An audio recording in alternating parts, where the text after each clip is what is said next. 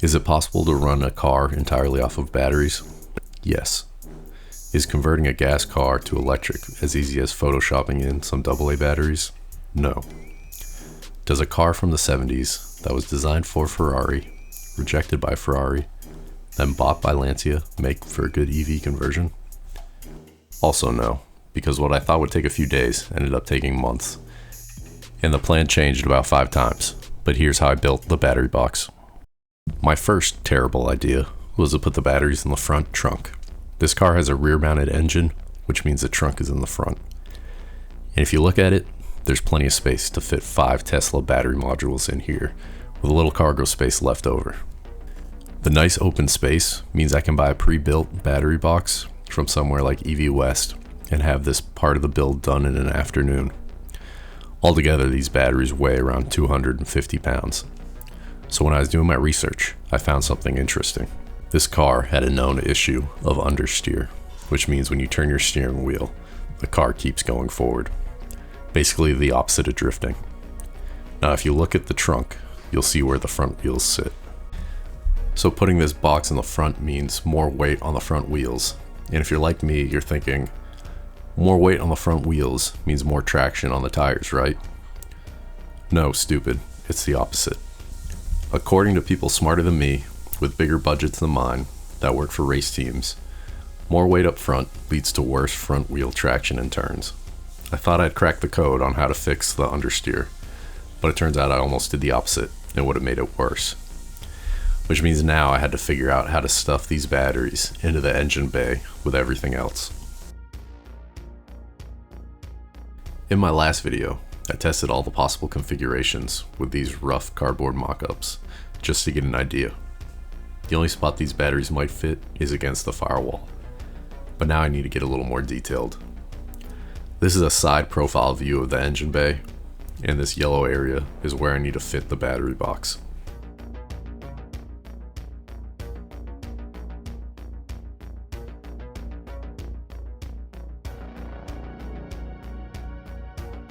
Here's a 2D mock-up of the side. The dotted line is a triangular support that sticks out from the sidewall. Roughing out the battery side profile here and leaving a gap for where the 3/16 aluminum box will go around the outside. I'm doing 3 batteries because the box will be double wide, meaning 3 battery modules on one side and 2 on the other.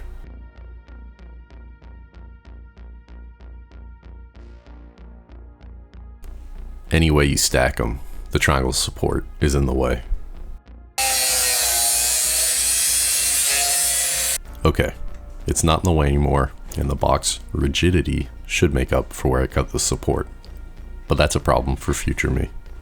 I upgraded from cardboard to foam board because I felt like wasting money, and I think I ran out of Amazon boxes to cut up. The good news is that the box template fits. I'm sure I don't need to check the right side of the car, right? If it fits on the left, surely it'll fit on the right. It's not like this car was built in a spaghetti factory in the 70s, right? Okay, so it turns out there's about a ½ inch difference between the left side and the right side of the car. So back to the drawing board on the design. Tolerances were already really tight between the car space available, the box material thickness, and the batteries. So I drew up the new side profile in CAD and then CNC cut it out of cardboard. I'm sure there's a meta joke in there about using CAD to cut cardboard, but I'm already over it, and I just want to get this thing done. The cool thing about using cardboard is I could cut it out, make refinements, and recut it in about 15 minutes. Once I had a profile that worked, I CNC'd it in plywood to act as a template for the welding. While this was happening, I also went on a side quest to reroute the brake lines in the rear, as they would interfere with the box if left as is. And if I was going to reroute the lines, I might as well upgrade the brakes. And if I'm going to upgrade the brakes, I might as well add a proportioning valve. And oh my god, I'm redoing the entire brake system on this car when I should be doing the battery box. So back to the box. I cut the metal to size and used the plywood template to hold everything in place. This is like $50 worth of 2-inch clamps from Harbor Freight.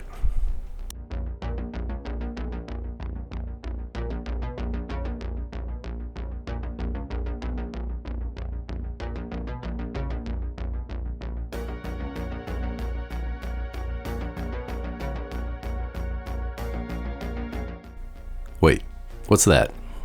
I definitely didn't cut that out myself. I use the same CAD file as the plywood for send cut send. And look, it fits both sides. Definitely won't be making a mistake like that again on this battery box. I mean, how could I? There's only a few variables left. Speaking of variables, while I weld this up, let's talk about why I'm making it in two halves. Basically, the inner wheel fenders are in the way. I can't fit the completed box into its final spot in one piece. So I'm making a left side and a right side that'll then weld together once it's in place. Each box half is 28 inches wide and the batteries are 27 inches wide, which leave me barely enough room for the wiring. And the car body is 57 inches wide. I can't make this box any more narrow. The trick to being a good welder on YouTube is to never show close-ups of your welds. In fact, let me just blur this part here where I dipped the tungsten.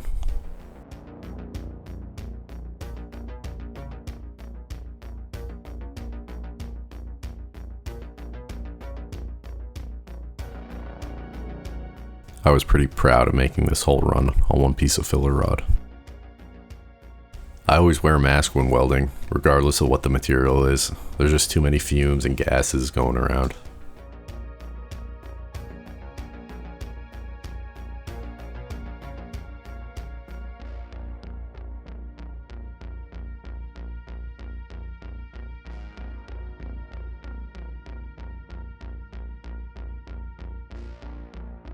The left side fits as planned.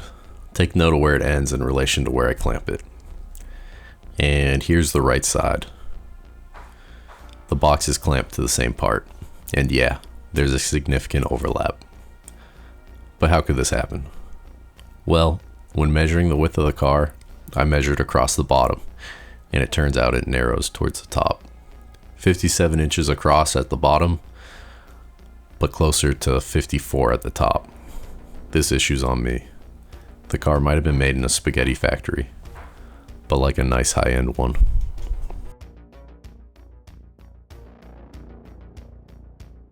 I was furious, and that half-second fist clench is about the extent of my emotional availability. I can't make the box any more narrow. Only one way to fix this.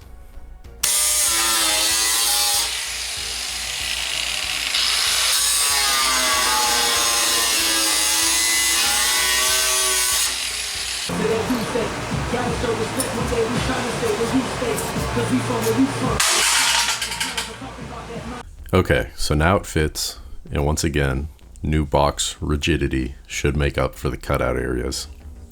And honestly, the box is looking pretty good. The front cover of the box is going to be a clear polycarbonate. So next I made mounting holes for the poly to bolt into. And fun fact, with the correct blade, you can cut aluminum on a table saw.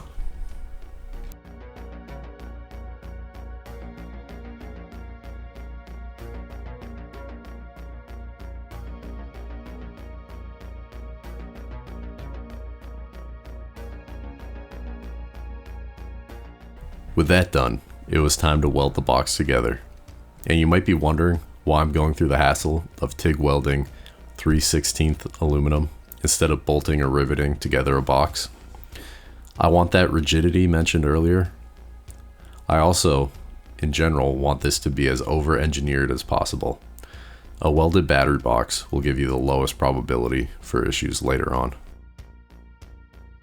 I prototyped the mounting brackets by 3D printing and used send cut send again once I got a good fit. And here's the completed box. After far too many days planning, prototyping, cutting, and welding, I have a TIG welded aluminum battery box in my 1976 Lancia Scorpion. If you want to know more about this car, I have a few other videos on my channel. And if you like my content, check out my shorts. They're a bit more chaotic, and I've been dropping them weekly on quick car projects that I'm knocking out in between these long ones.